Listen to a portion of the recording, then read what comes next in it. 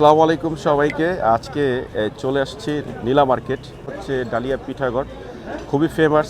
আর আপুটা হচ্ছে বেশি ভাইরাল। আজকে আসছিলাম জাহিদ মামাতো ভাই ওর সাথে। আর শীত উপলক্ষে আজকে হাঁসের মাংস, চাপটি পিঠা বা রুমাল রুটি যেটাই খাওয়ায় ও খাওয়াবে, আজকে ট্রিট দিচ্ছে শীতের উপলক্ষে। আশা করি আজকে পুরোটা ভিডিও জুড়ে থাকবেন আমার সাথে আর এনজয় করতে থাকবেন আজকের ভিডিওটা।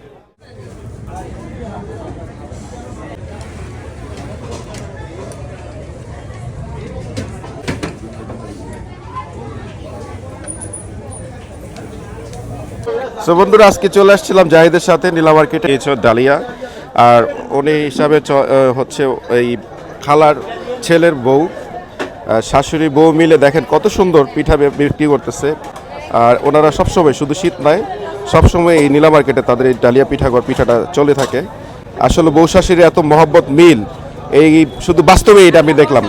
শীত যত আসে আস্তে আস্তে আপনাদের বিজনেসটা অতই আস্তে আস্তে দাঁড়ায়। উপলক্ষ নয়, আমরা প্রতি বছর তো শীত আসলে আসি, তো ওই হিসেবে শীত আস্তে আস্তে ঠান্ডা ঠান্ডা, তো ওই হিসেবে আমরা ঘুরতেও আসছি আর খাইতেও আসছি। আলহামদুলিল্লাহ প্রচুর ভালো। হ্যাঁ, চাপটি, চিতই, রুমালি, সিডা পিডা, হাঁস, গরু, মুরগি। হাঁস আজকে 60টা। হ্যাঁ হ্যাঁ, কালকে 100 গেছে। হ্যাঁ হ্যাঁ, আরো বাড়বো। আগের মানে একটু বেশি যাইতেছে, আরো শীত পর আরো বেশি যাইব। আমি 25। হ্যাঁ 25 বছর। আমার স্থানীয় এইটাই দেশের বাড়ি।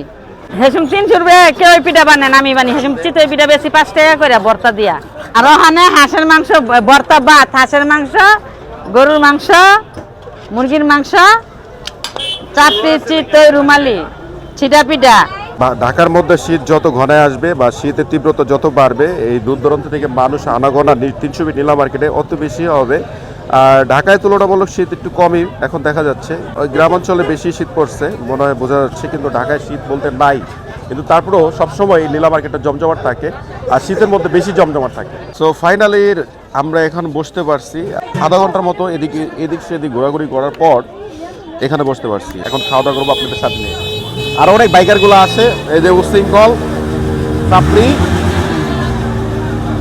নীলা মার্কেটে শুধু ভদ্রলোক আসে না, অনেক সাপড়ি টাইপের পোলাপান আসে। শুধু ভালো রাইডার বাইকার আসে না, অনেক সাপড়ি বাইকার রাইডারও আসে। তলজন্ত প্রমাণ আপনাদের দেখাইলাম। খাবার চলে আসছে, এখানে হচ্ছে হাঁস আর 4টা রুমাল রুটি, এরপর আবার চিতই আসবে। আজকে চাপটি পিঠা খাবো না, কারণ চাপটি পিঠা অনেক খেয়েছি।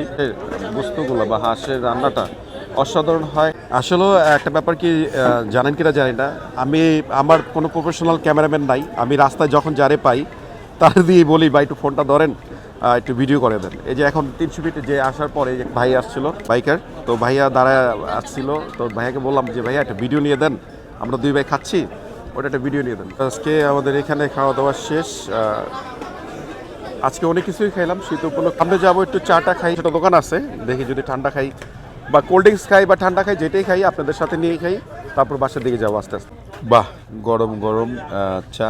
বলতে গেলে কি গতকালকে রাত্রে থেকে ঠান্ডা, নাক দিয়ে পানি পড়তেছে অজস্র, এক চোখ দিয়ে পানি পড়ে। হঠাৎ অনেক খাচ্ছি দেই, তো জাহিদকে প্যারা দিচ্ছি যে এই শীতের মধ্যে টিট না খাওয়া যাবি কোথায়, পালাবি কোথায়, তোকে খাইতে হবে।